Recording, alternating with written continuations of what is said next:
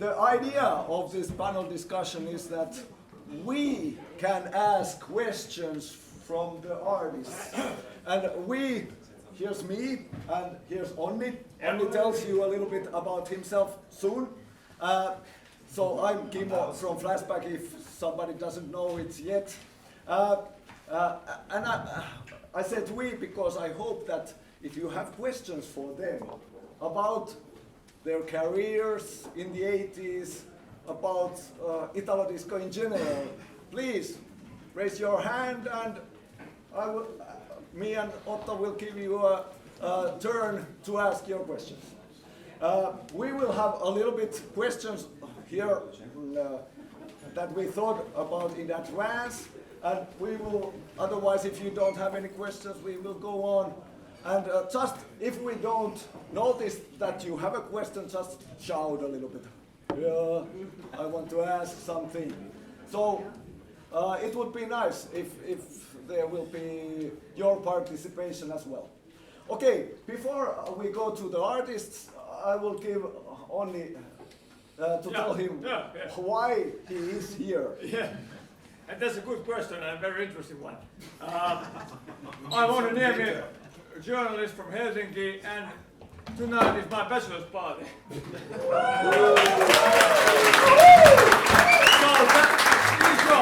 That's why I'm here. So that's the reason. He didn't know anything about it. Yeah. Right, or are you being punished? No, both.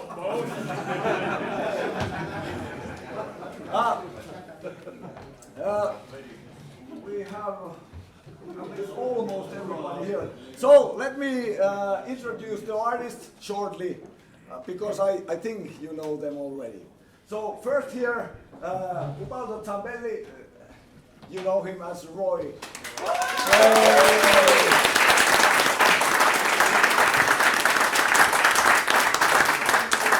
Okay, next, we have seen him in Finland earlier as well. Fred Ventura.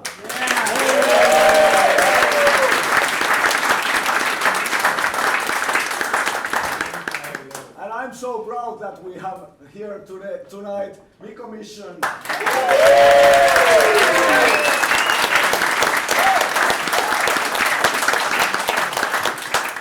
We have guests from London as well. Gabriela Lungi.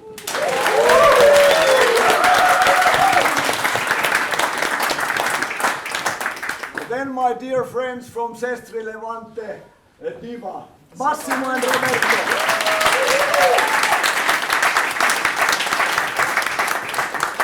And also an old friend of mine from Bergamo, Stefano Brignoli.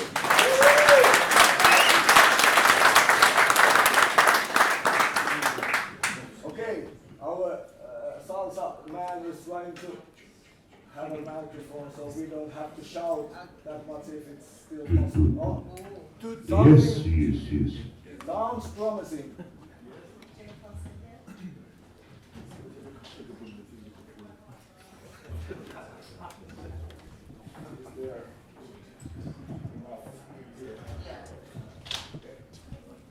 Okay.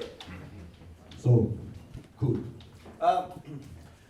I start with some general questions, and the first one goes like this. Let's go back in the very beginning of the 80s to the time when Italo disco sound was born. In your opinion, how this particular sound was created? Where are the roots of Italo disco? This is a question that I have heard to be wondered many times.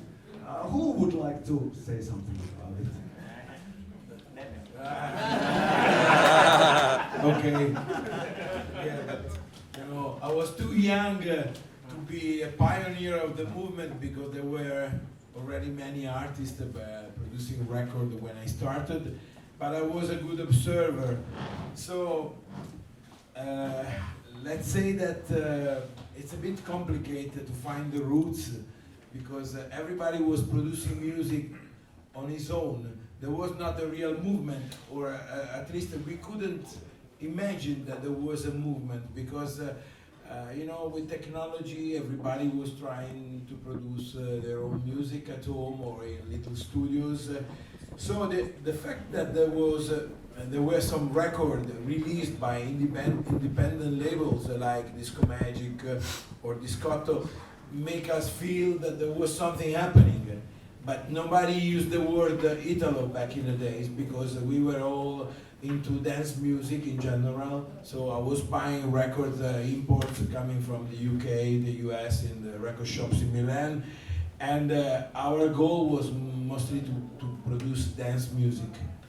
We didn't have the idea that what we were doing at the time was going to become something that you call Italo disco, because we were just starting something out of the blue, And so let's say that even if there was somebody before us, because Italian disco, the disco music from the 70s was very big in the US, and producers like Celso Valli or Malavasi, they were super big, but they were producing exactly the same disco music that the Americans were producing, and they were using American vocalists like Luther Vandross and many others. So in that case, I can say that this was American disco produced by Italians, and we made the opposite. We produced Italian disco made by Italians with the wrong accent. That's it. I think that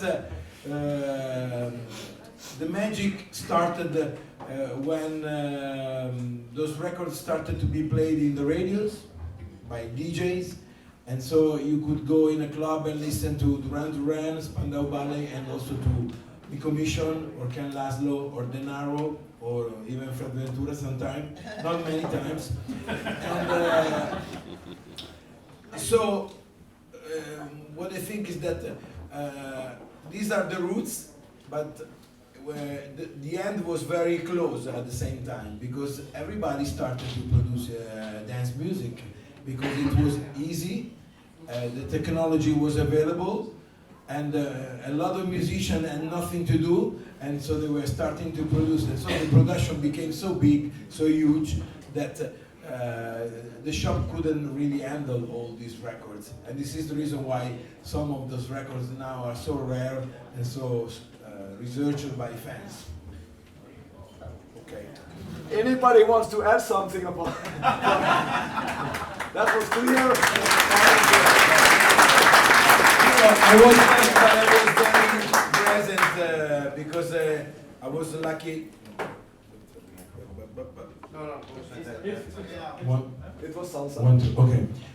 I was lucky enough to be young and also very enthusiastic about the idea to make a record, because at the beginning the idea was, let's make a record, and then stop. Because the dream was to make a record. It was not easy to make a record in those days. Now everybody can make a record. But back in the days you needed money, a lot, because the studio was very expensive. It's not like today that you buy a laptop and you can make a record. It was 1 million lira every day in the studio. That 1 million lira in 1982 was a lot of money. And so let's say that it was already a dream to make a record. Then the rest is history. Did you want to say something? In Italian. Yeah. There's somebody who can In translate. Italiano. Yeah. What? Question. Okay. The question comes later for you, for sure. Okay. Okay. Yeah. I know a lot of you are making records nowadays. Like you made records in the 80s, but you are making records still in this year. But how has the production changed? I mean, do you still use analog synths, or do you use computer, or like? How does the production has changed? I think the music production in those years has completely changed. There has been a revolution starting from the moment where digital technology was available, first of all, because first of all we were used to record things on magnetic tapes, on the big tapes over there, and now we record everything in digital. That was another big step in making the music production more available for everyone, because even because of the space that you need. Because before the studio need a lot of space to put all the synthesizer. If you wanted to have 10 different synthesizers, you should have 10 different pieces of hardware. Now you can have 100 different synthesizers in one small laptop. So it's completely different. Someone says that the sound is very different. Someone says that the sound is not different. Well, that's an opinion. Can be different. Now it's even. There is the possibility with digital technology to reproduce the kind of distortion that you have with magnetic technology and things like that. So that's an opinion. But anyway, the production has changed a lot, even for sequencing. In the old times, you have to play most of the things manually. There was only just little sequencer. No? When they came out, we were crazy. Wow, this can play a sequence for me. No, you just play little button with the lights. Now you can do everything. You have tons of loop already done. You just select. Everything is done. So completely different. But always the starting of everything, in my opinion, is the mind and the creativity of the human being. So that does not change the fact that technology gives you more possibilities. Okay. Yeah, let's say that also many people collect synthesizers, but then they don't use them. So what is the point to have a big room with 20 synthesizers, 10 drum machine, and then you work on a laptop? You talk about analog, and then it becomes digital anyway. So let's say that since technology evolved at this level, little by little we forgot all the instruments, and we started to work with a laptop. The main thing is that you need to know how to find the right sounds. You need to know how to work. You need the profession anyway, because you can have a great sound out of a laptop, and you can have a great sound out of the synthesizer. It's up to the man behind the machine, because we are the one that regulate the machines. For now. We are not craftsmen. Until now.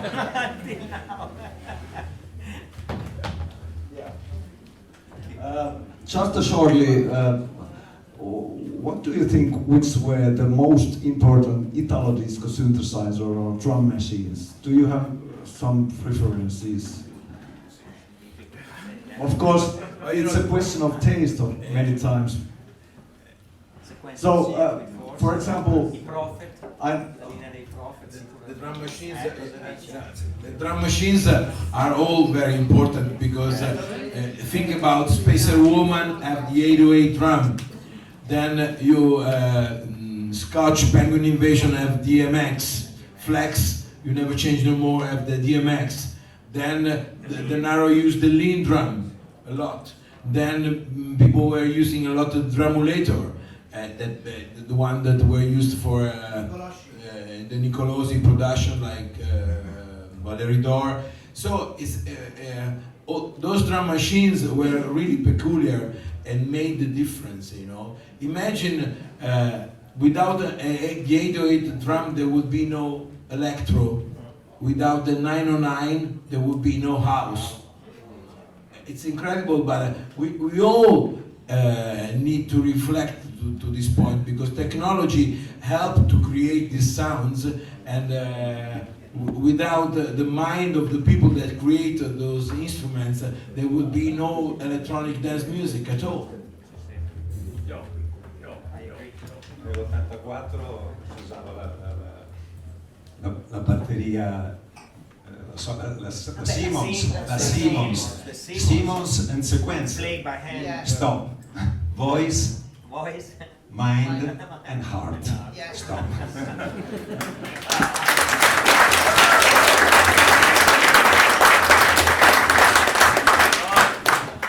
I got a question for you, Linda. You must have knew Bobby O with the Flirts. How was it working with Bobby O? What was it like? Can you tell me? Somebody asked me that question yesterday. Bobby O was a genius. He was like a machine. He was in the studio every day and just did one song after the other, one song after the other. And we experienced this in Italy. It was the same in America. In the 80s, you had projects. The Flirts was a project. First came the song. It was done in the studio. If the song was successful, then we put the girls together. That's how it started. But it was a numbers game, like playing cards or something. And the Flirts was successful for him. Ronnie Griffith, I think, Divine, Pet Shop Boys, he did the first song, but that was it then. But it was strong enough, and that sound was there, and it came over to Europe. But it's so funny that Passion, I talked about this with a fan yesterday, Passion was a big hit here. Yeah. Nobody knows it in America. Really? In America, the Flirts were considered new wave, and our hit was Jukebox.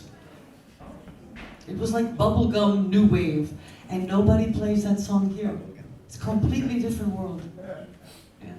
Yeah. I'm sorry, I can't. Thank you. It's so interesting for me to hear them talk, especially Fred. He did one of the songs on my album and did the arrangement on Forever, I said yesterday. I have always been a singer. I don't know anything what they're talking about when they talk about machines and numbers and computers.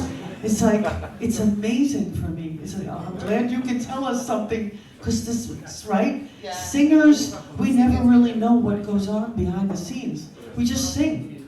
Yeah. And this is, I'm learning something today. That's very, very interesting. Background information. Yeah. Okay, Bobby Orlando was a mysterious man because we know so little about him. I know there are lots of fans here, but we haven't found so much information. And do you know why he didn't want to be in a public lights or? But in the 80s as well. I mean, Bobby doesn't have to do anything anymore. He made millions.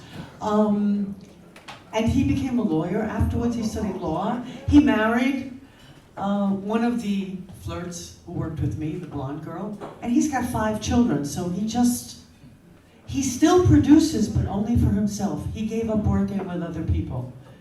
I think it's because what he did was projects. And then there was always the problems like Den Harrow or the Flirts or whatever. The rights, who earns what, the contracts. It's not easy. Because with projects, mostly the producers and the managers, they made a lot of money. The artists made very little. You had a 20-page contract, you didn't understand anything, and they said, just sign it, don't worry about it, it's okay. And we signed. That's the way it was. The truth. Behind the scenes. Okay, a little bit more about producers, but now about Italian producers. We have big names like Mr. Lombardoni or Maiolini from Time Records, Sanni Tsundari from Memory Records. What was their impact for the productions? I know that some of the producers were only businessmen and didn't know not so much about music, and some were really deeply involved for the productions. Do you know anything about this subject? Zanni Kundari, for example. Yeah.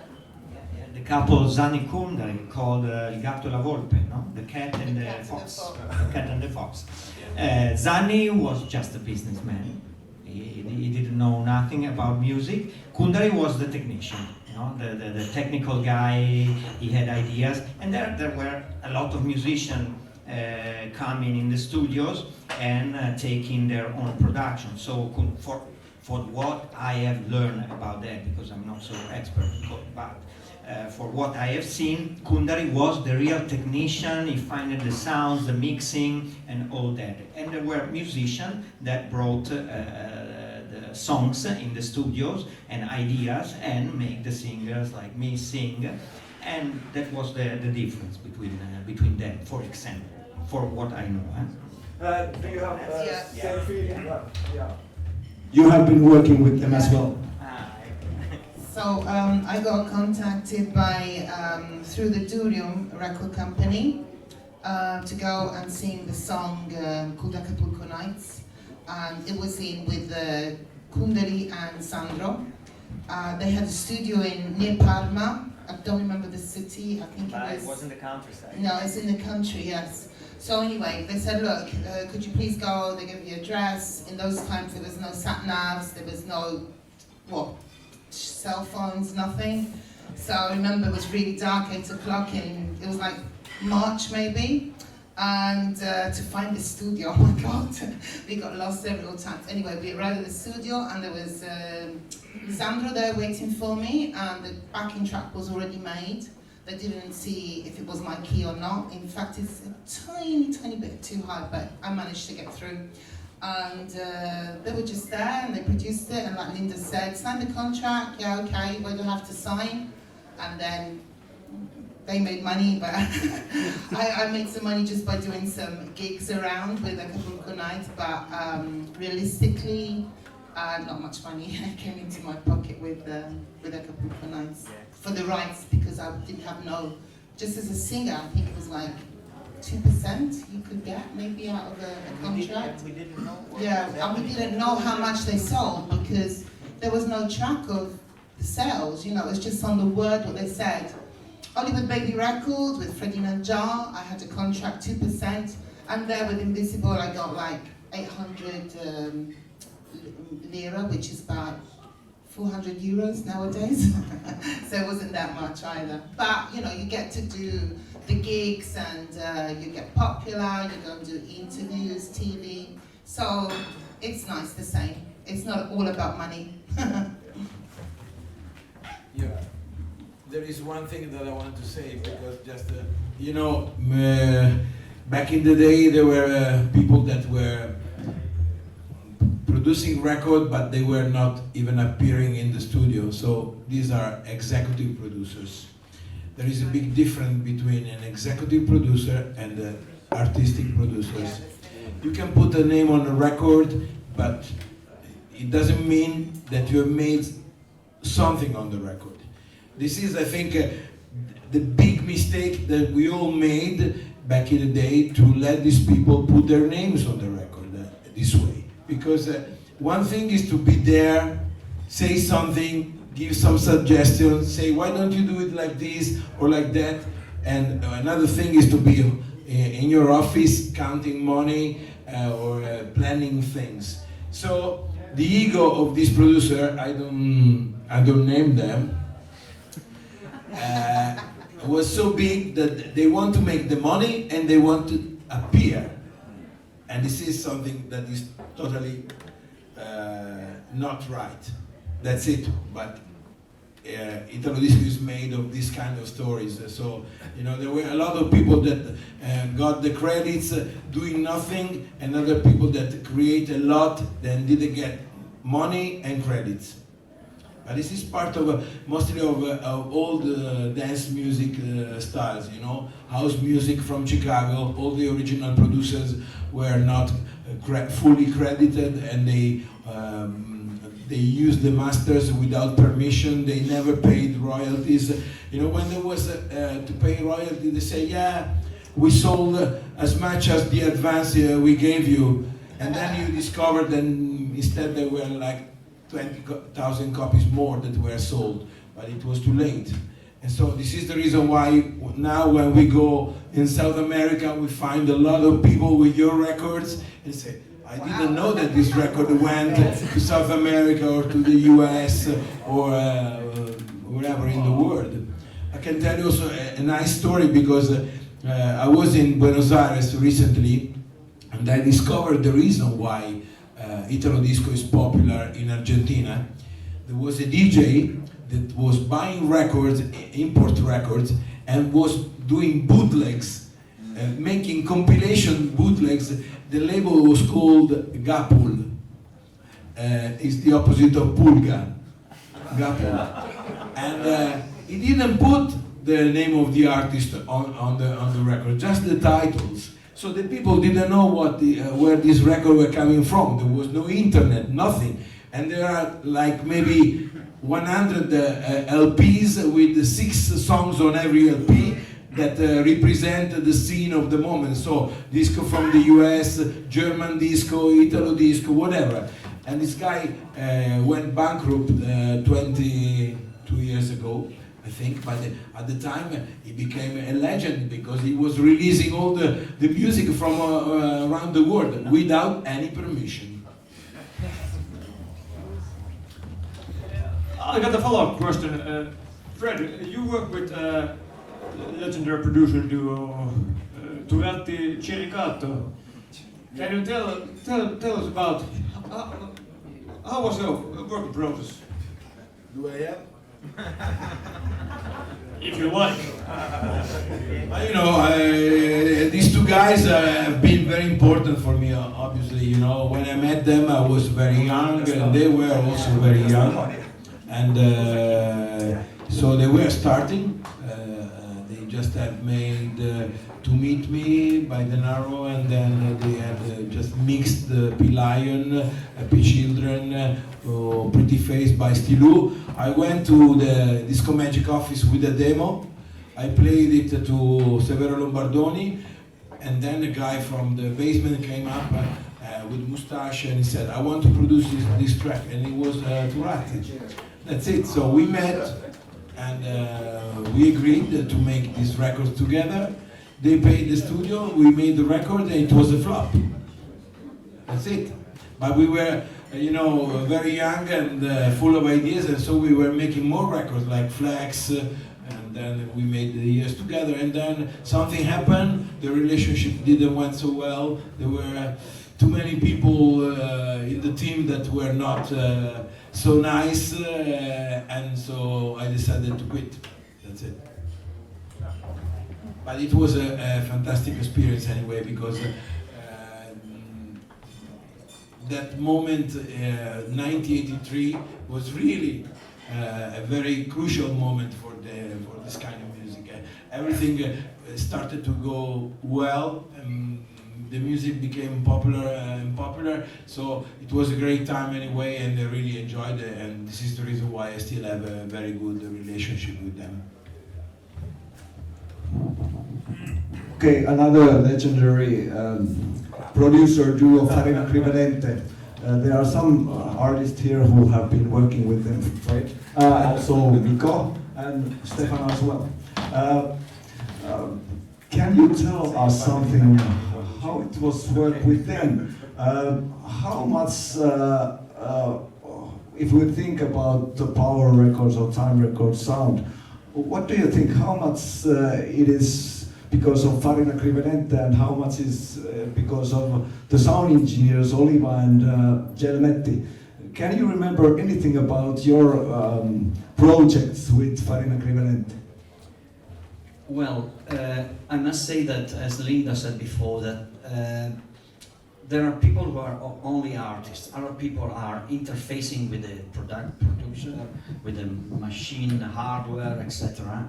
And so happened to me because I was all involved in composing and writing. And so the interface to the technical aspects was Marino Scarabelli, and for Farina Crivelente as well. But anyway, I think that there is another distinction to be done. Italo Disco was created by people who normally in their life they were doing something different. For instance, I worked 40 years in the industry as a commercial manager for other products. And during my parallel life, I was composing, making music, etc. Farina Crivellente were professionists, because they had their studio. So why do you find many records with the name of Mauro Farina or Crivellente? Because that was their activity. So they keep on producing and proposing products every day of their life. In other cases like mine, we were just contacted by them for doing something. But then when we weren't contacted, we didn't do anything, or we did something in the drawer, and that was it. So for your specific question, I can't answer, because I wasn't in contact with Crivellente directly. Let me say one thing about the two questions before concerning the technical hardware in the studios. It's very curious to see that you mentioned, Fred, the drum machine for Penguin's Invasion of Scotch. In January 1983, I was recording Don't Be Afraid by Sam Bizarre, and in those days, Scotch and Sam Bizarre, we were all there, and we were using the same hardware, the same sound engineer, the same system, the same installation. So I went out of the studio, and Vince Lancini was getting in. He was coming out and I was getting in, and using the same instruments. I remember the drum machine. It's exactly the ending part of Don't Be Afraid, Sam Bizarre, and Penguin's Invasion. You have the same sequence, which is important. So in case of professional composer, etc., who had the studio, a little studio at home, which was something very rare, they could change the instruments. Otherwise, in my cases, you were using the instrument you found in the Rexon studio in Milano, for instance. And another thing concerning the birth of the Italo disco, there's a curious parallel I'm used to do, which is 7 years before the official birth of Italo disco, approximately 7 years. In Italy, we had the birth of the private radio stations, because we had the national station, the official one by the state, and we Italians, I am talking about Italy and Moon, we got a very little transmitter. We started to, the first private station was Radio Milano International in 1975, and slowly it started to develop. So in 1975 we have 10 radio stations. In 1976, 100. In 1978, 1,000. And this happened with the Italo disco as well. So in 1982 was 10. In 1983, 100 and 100. And this was the development of people who wanted to do themselves something which was before was only carried out by the big millionaires or big media communicators, etc. So this was the development of them. Sorry if I get out of your because we all would have something to say on any question, of course. So if somebody else wants to answer about the interfacing with the Crivellente or...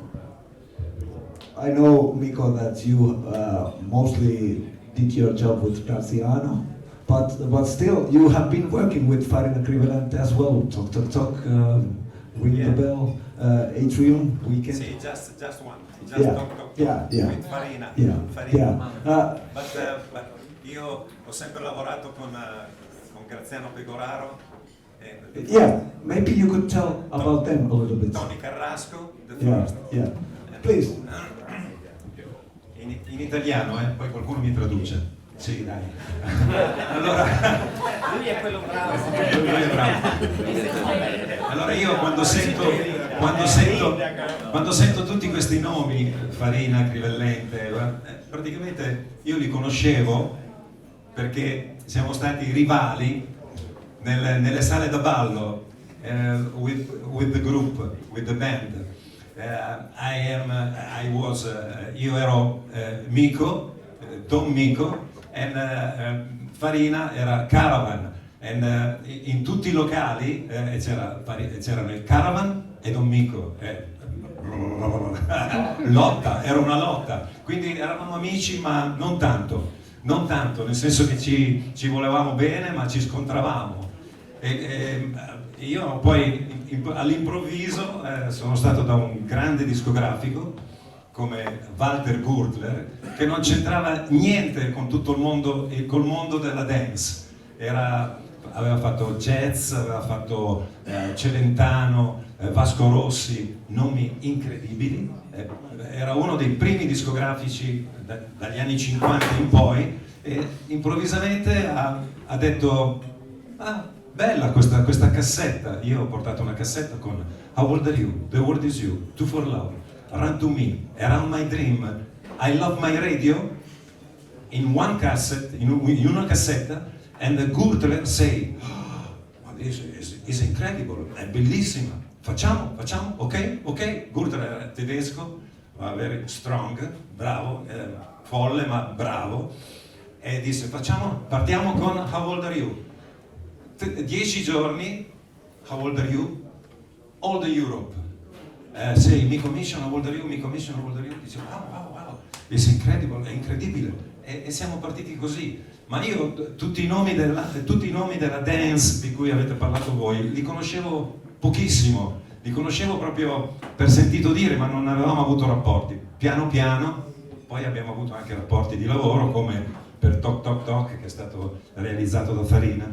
Ma sono partito un po' da un'altra parte, non nel mondo della dance, ma nel mondo di un discografico che della dance fino a quel momento non aveva mai fatto niente, ed è stato una cosa incredibile. Gabriella, can you please translate? Translate. Yeah. So basically, what Mika said is like, he was out of all the Italo disco, should we say all the names that you said before, because he had this record company called Guten, is it? Tony Gurtler. Yeah, Gurtler. Walter Gurtler. Yeah, Walter Gurtler. but which didn't really know anything about the Italo disco. But the commission took this cassette where he had all his successes in, all the songs that he said, and the producer said, "Oh, I really like these songs. I'll produce them for you, one song." And after 10 days, it was a big hit in all Europe. And so he said, "Oh, come on, let's do some more." And so he started, shall we say, outside of all the Italo disco names that came along previously. He knew them, but not really like working with them. And at the beginning of his, what he was saying about the two groups, he had, what were the groups? Caravan, Oh, yeah. Mauro Farina, Yeah. and Don Mico, Yeah. Mico Mission. Mico Mission and Caravan. All the songs wrote with Graziano Pegoraro. Yeah. It was my drummer in my band. And, Yeah, so there was a bit of a, there was a collision, because they were trying to get more gigs possible. So they were friends, but not so much. I think I covered everything what you said, yeah? Thank you for Yeah.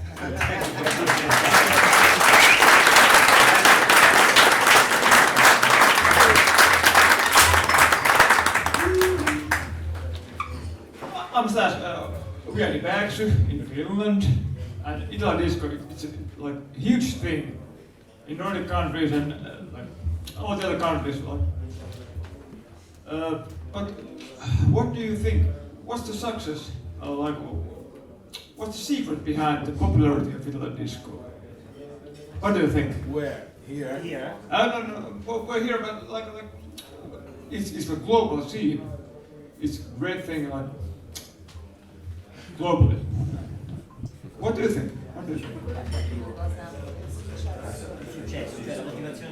We've talked about this with fans, even with colleagues over the last months, because the Italo disco is back. The 80s are back, and it's growing stronger and stronger. Yeah!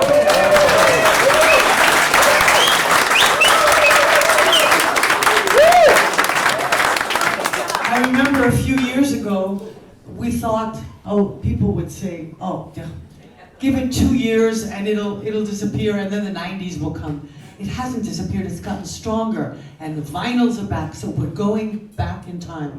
And my opinion, personally, as an artist, why this music is so great, I think because it was positive, it was happy, it had a beat that you could not stand still. When you heard it, you moved. It was happy. I mean, the world has problems all the time, but we were different back then. We didn't have social media, we didn't have computers, we didn't have all of the things, we didn't have these damn iPhones, no. we communicated, we related, we had love, we had sharing, we went out, we were together, we were one. And this music, that was a part of our lives, and then I think that will always stay with us. And I didn't get to that yet. No, the melodies and the text, the lyrics, everything. It was happy. It had a message. And the music today, I mean, I'm not a fan of a lot of the music today, but the music is more aggressive, the texts are more aggressive. We have aggression in the world. We don't have to buy it and listen to it. We need something to make us happy and to take away the problems, not to give us problems. I think that's the secret.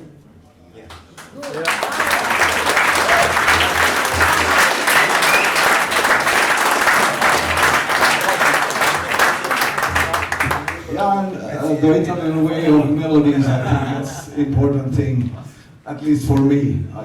It's the essence of Italo disco, Italian style of melodies. Yeah. Not only happy. Not only happy, yeah, I know. I like dramatic and also gloomy tracks a lot.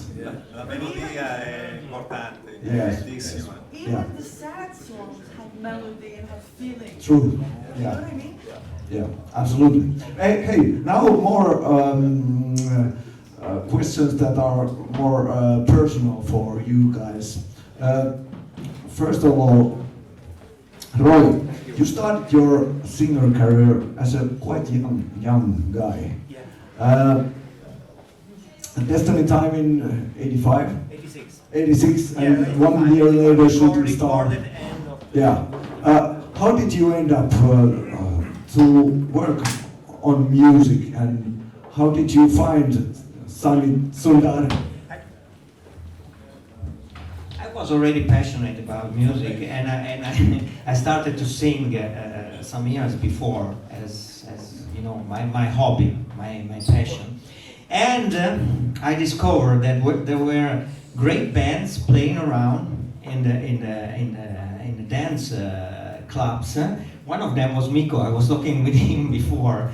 I was going to see him playing with my friend and say, oh, we have to do something like that. They are great. Yeah, we want to do it, and things like that. So we started to play around in clubs, and one night, I think Sandro Zanni came to one of these clubs, listened to me singing, and probably I had some energy on the stage over there, and so he told me, do you want to make a record?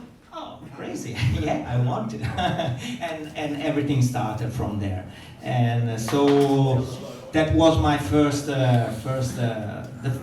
moment in which everything became just like something, a surprise even for me. After that experience, of course, I liked it very much, and I started to work as a singer, as a musician. And after the Italo disco experience, after the first year, the 2 records with Memory Records, I go on to make a lot of production for other artists, soundtracks for cinema, television, and production in the studio too, and a lot of.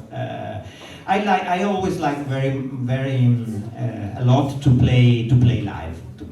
Yes. Thank you. What about Massimo and Roberto? I know lots about your career, in particular reasons. You made a lot of music also in the 70s, and then suddenly you found the disco music as well. What brought you in the disco music scene? in italiano. Yeah. Sì, noi...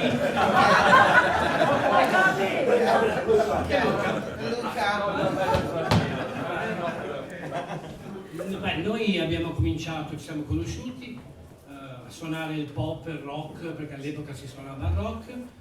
Poi... Sì, nel 70 sì.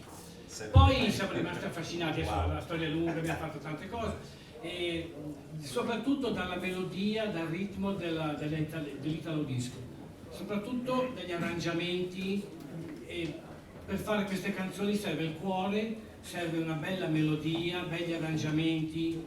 Noi siamo rimasti affascinati, abbiamo scritto diverse canzoni come si faceva una volta col 4 piste, facevamo i provini, traccia su traccia, e poi siamo usciti con I Know, che è stato il nostro primo disco anni 80. E prima c'è stato Mama Tonight, che poi non è uscito come promo per la bootleg, registrato tra l'altro a Rexo, da Bocchi, dal grande Paolo Bocchi. Paolo Bocchi. Sì. Poi il disco rimase solo un promo e poi...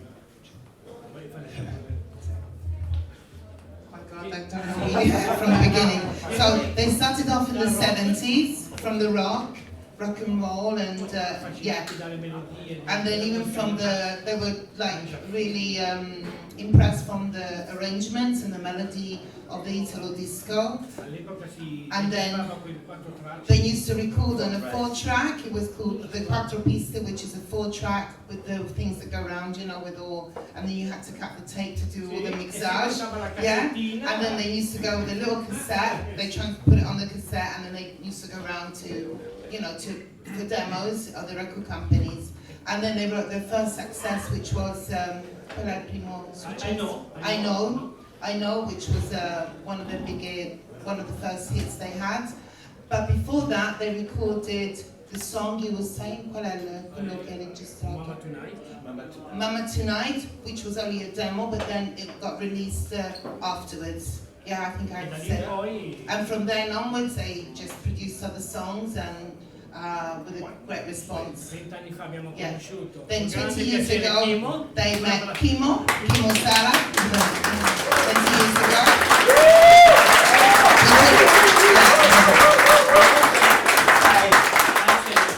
Il nostro partner professionale è un caro amico. Like he's a good friend, but he's even like a partner in business now, so it's a good combination, yeah, for them. Abbiamo cominciato con lui. And then they started with Kimo Sala to do some productions. Se non mi sbaglio, uno dei primi dischi che One of the first records you did together was, con noi. yeah, with the Per noi è Diva. stato un piacere, And for them it was a really big honor to work with you as well. Ringraziamo tanto Kimo. And they say thank you to you as well.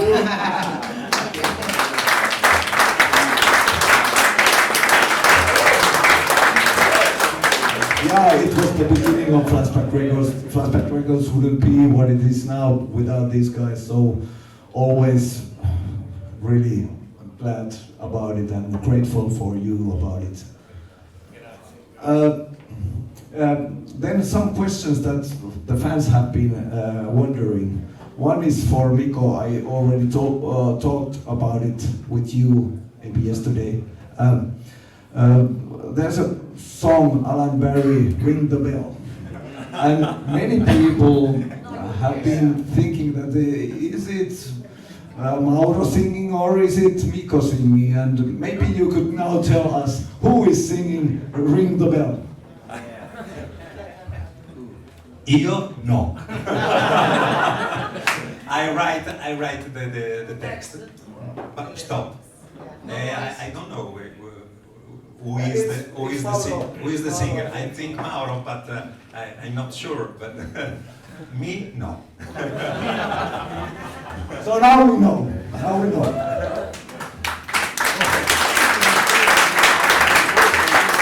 And now we have this part, and I will ask a little bit same kind of question from French. There are two tracks, Paul Burn the Flames and Chris, Hey Mr. Mister.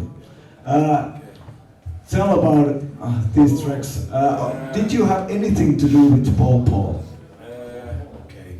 Paul, Burn on the Flame. I wrote the lyrics. Alberto Signorini asked me to write the lyrics for that song. I went in the studio. I record the vocal with my lyrics, but I said, please don't use my voice. And so they asked to another singer to sing it. It's not me on the record, 100%. And about Mr. Mister, it's me. And there are some double part from Raf Tedesco, because that was not really my style. I had, they asked me, well, do you want to sing this song? It's a bit like Chris Rea. And okay, let's do it. And I went in the studio and I tried to create a different style with my voice, because I didn't want to sound exactly like on my records. And I record the vocals and then I say goodbye, and then Raf Tedesco finished the track. I think he told the story very recently on Facebook in a post where he was really telling which word he sang on the record and the other one that I sang on the record. So it's 90% is my voice, and then there are some parts where he double my vocals. That's it. As far as I can remember. I know you have a good memory about these things. Yeah, then Stefano, we've been releasing the first version of some bizarre Love in a Summer Night. Some people have been asking me that which one was the first version. Can you tell us about this project and how it ended up to be a Time Records label and not Some Bizarre? Well, yes, I try to cut a long story short. Anyway, Love in the Summer Night is the third record by Brand Image. Then there are many curious things about Brand Image and Some Bizarre, why they're called like that, etc., etc. And it was 1985, and after the success obtained in 1983 and 1984, people sometimes were looking, people in the starting of the Italo disco were looking for authors, for lyrics, for ideas, new, etc. And after the first gigs done during 1983 and 84, I was contacted by Richard Milella and Corrado Manzoni of Atlantide Music in Bergamo, which had another team of artists like Deborah Kinley, Cherry, Weeble, J.J. Foster, etc. And they said, could you write something for us? And I started to do work to compose for them, and it was something in parallel with the team of Tiberio Scarfone and Marino Scarabelli.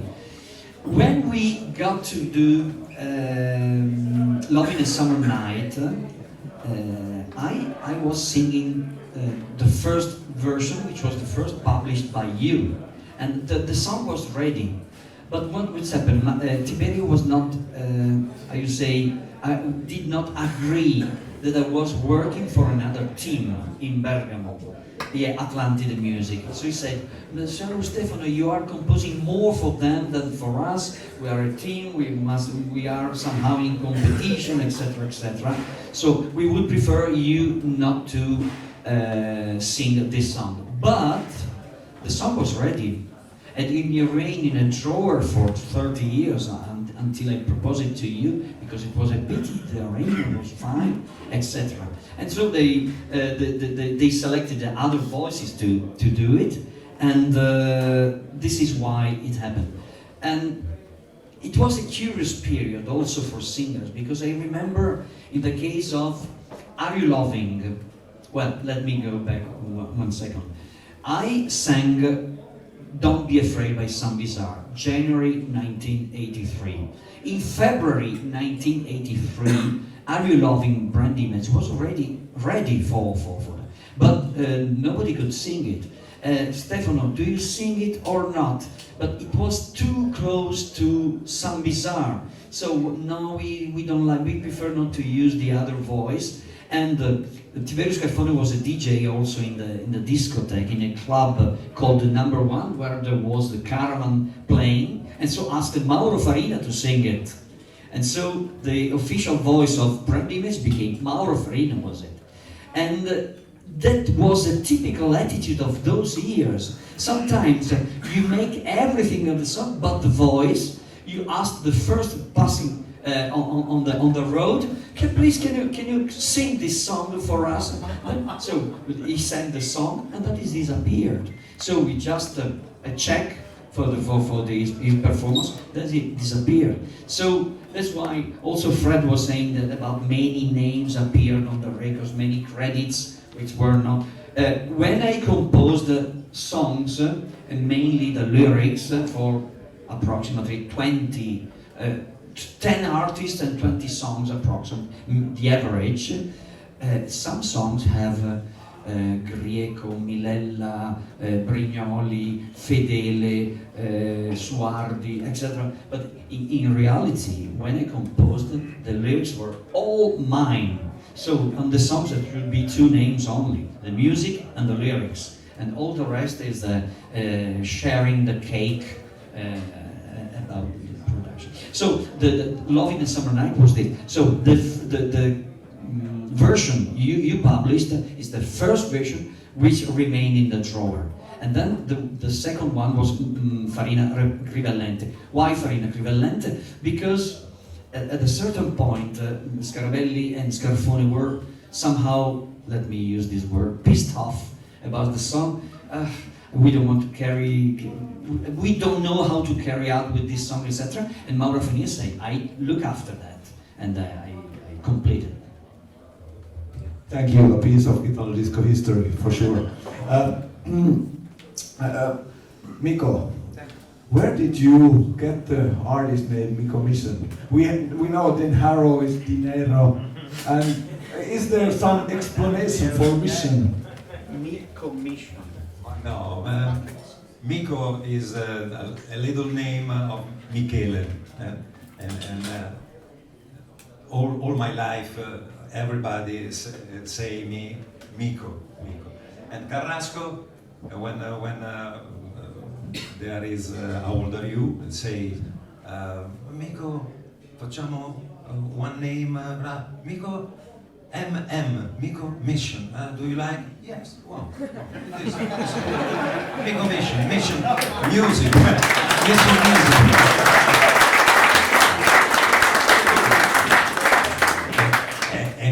An easy name, but well, I love.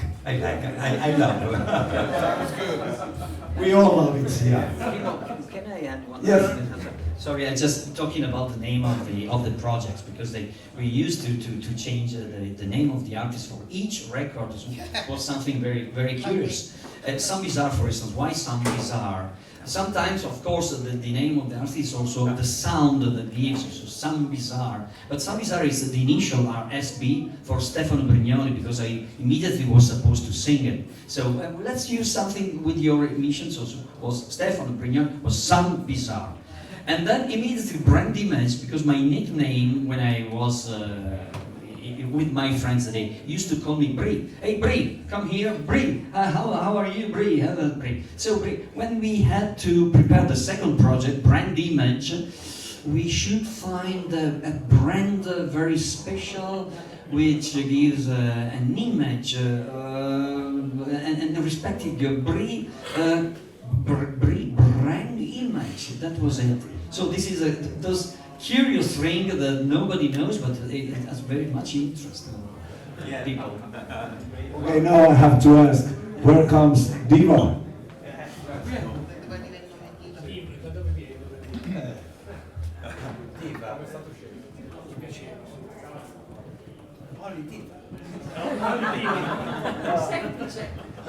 So you didn't have any reason why you did pick up the name. So I know that you told me once that there was a song, and you got it from the song, Diva. scrivendo la canzone, perché si doveva chiamare Diva. E ci siamo guardati in faccia e abbiamo detto, però è bello, E abbiamo detto sì. Poi suo cugino ha creato il marchio che è la Ci storia. piaceva il logo. E visto il logo per noi è stato quello, si poteva cambiare. So at the time they were writing a song called Diva, and so they said, oh Diva, yeah, we like this name, and then they made a logo with Diva, and so they kept Diva the logo, and that's why they're called Diva now. Yeah. Thank you. So, as we have concluded, Italo Disco is well and alive. But what do you think about the new productions, of the new generation of Italo Disco? Who would like to answer? Me? Well, I am honored to. I started rather late to do the new generation because there were other artists doing it some years ago already. And I'm honored to have here Tiger Club. Where are the Tiger Club guys? Yeah, okay, they're listening to this. And for me, new generation was really a new life. And new generation is something new with new technology, but trying to respect as much as possible the past, and even with all the sounds. But more than the sound is the mood, is the atmosphere and the melody, as we said before, because it's important to do something. And I can't say that I found them, because they found me. And they proposed me to start the project of Tiger Club with Honesty, and then with The Last Dance. But they had a diktat. The songs must be romantic.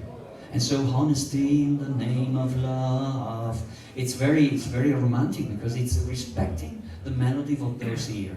So there are many people who can talk about the new generation here. The old generation We're the old generation going to new generation.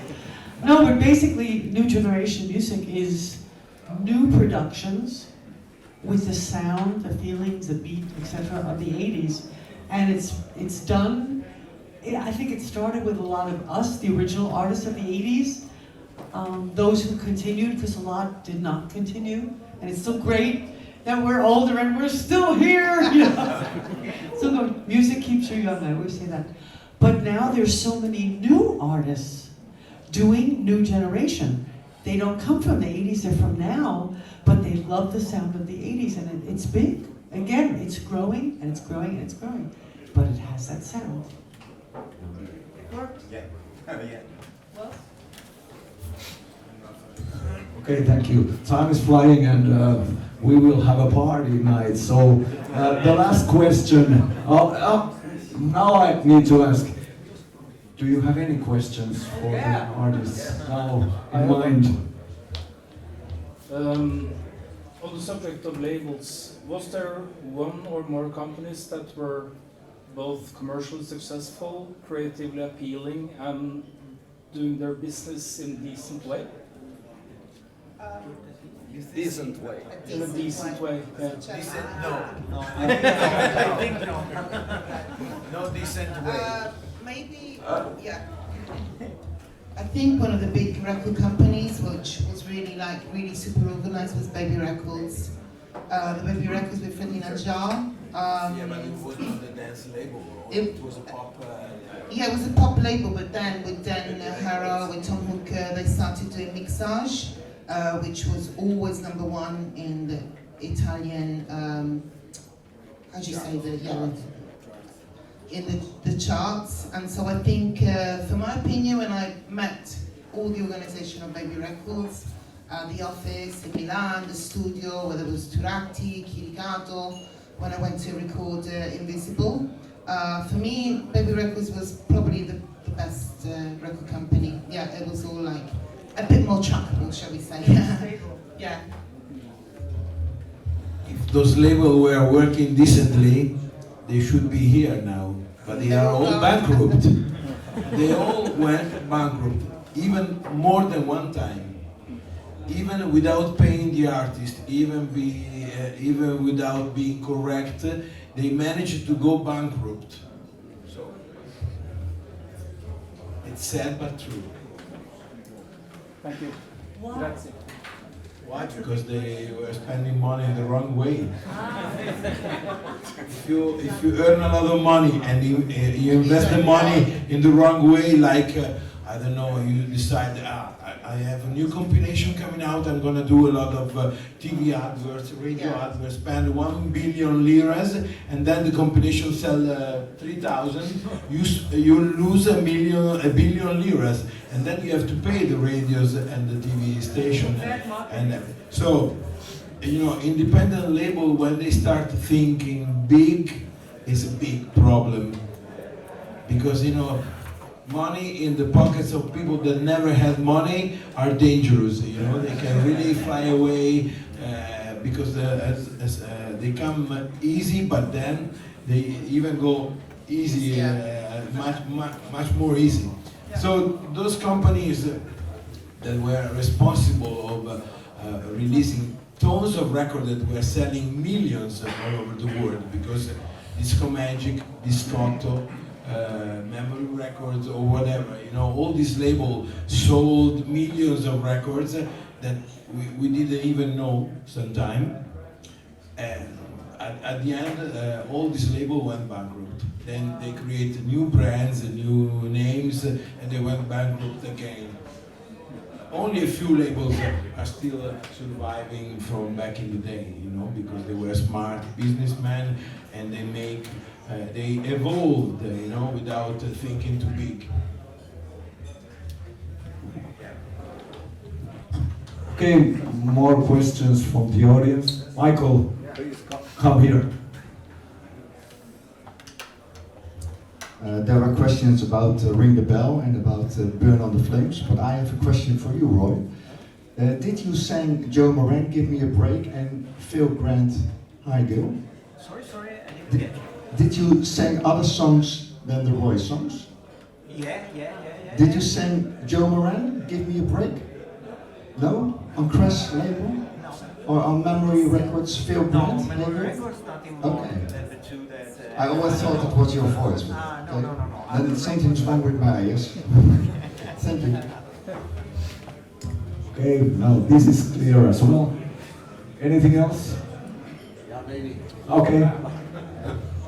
Why are Diva so young in the video for Unbelievable? It's a quite new track, isn't it? Yeah, I will, Massimo and Roberto, chance to answer this question. Can you tell us about the video of Unbelievable?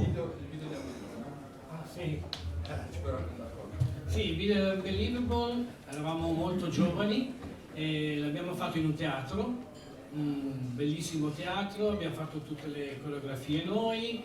Abbiamo affittato il teatro per 15 giorni. Per 15 giorni e volevano linciarci al settimo perché tantissime riprese, montaggi, è stato divertente, eravamo giovani.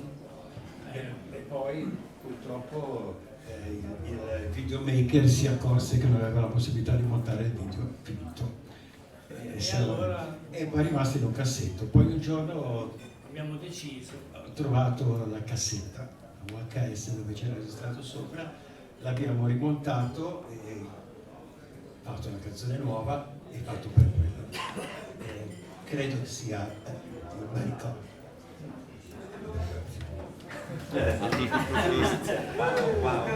Right, so they recorded the song in a theatre that they rented out for 15 days. And basically they sang and they did loads and loads of filming with this song and all these days of working and filming. But then they realized that the videographer was not somebody who could edit the video. So all this filming just stayed in the drawer for, then they released the video in later time and they made like a new version of the song. And so they used the video. So they were very young, but then they released it in a second moment. The song is from the 80s, but it was remixed now, yeah. And so they used the old images that they had when they were younger. Okay, still something. Sandor. come here. I actually have two questions to Stefano. So, all the previous brand image songs were sang by Mauro Farina, but Loving a Summer Night was produced by them. So, do you know why they didn't sing it? So it was taken over by Carlo Finanzi. This is the first one. Yeah, Okay. first. Yes, this was decided by them because, as I told before, when Marino Scarabelli and Tiberio Scarfoni decided to give it over to Farina Crivellente, Farina Crivellente looked after the whole project. So they prefer to have this voice, which was a spot voice at the moment. And that was it. Then I was already collaborating with Milella and Manzoni, with Deborah Kinley and Cherry, so I didn't follow then what it meant. Okay. There are people, for instance, Mr. Crivellente, I never met him in my life. I met Mauro Farina, of course, but never met Crivellente. So this was something in their hands. Oh, okay. And the other one is, I have had a DJ friend from Hungary. He was the one who brought the records from Italy back in the day, and he was in very good relationship with the label owners, and got hands on very early test pressings and stuff. And he told me he found a record from Some Bizarre. One side had the original version of Love in a Summer Night that was released by Kimmo. The other side had a remix of Don't Be Afraid. Is that true? Does that record exist? Did you make a remix for? Okay, so this sounds new to me. According to me, it doesn't exist. A brand image on one side and Some Bizarre on the other, especially Love in a Summer Night and Don't Be Afraid. No, it's something. It must be a bootleg or Galpu probably did it.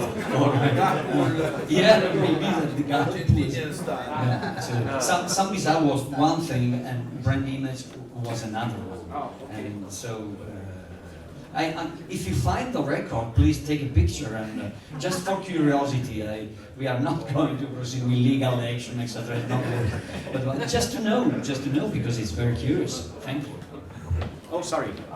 You have to, yeah. Yeah. So sadly, that friend of mine passed away last year, so I cannot ask more about that record, but I know about a few that were pressed without the authorization of the artists. So maybe that may happen. Yeah. May happen anyway. Thank you. I think, we took the old original version from the tapes directly. Could somebody got the tapes? No, I excluded the got the tapes because it was very difficult to get the tapes ourselves. We were the original authors and producer, etc. Because when there were the bankruptcy of Discotto, of the other labels, it was very difficult to obtain those. I don't know them. Sounds really sounds very strange. Yeah. Hey, we could go on and on and on and on, I think, but we have to rest a little bit before the evening show. So we are done. Please, thank you and thank for.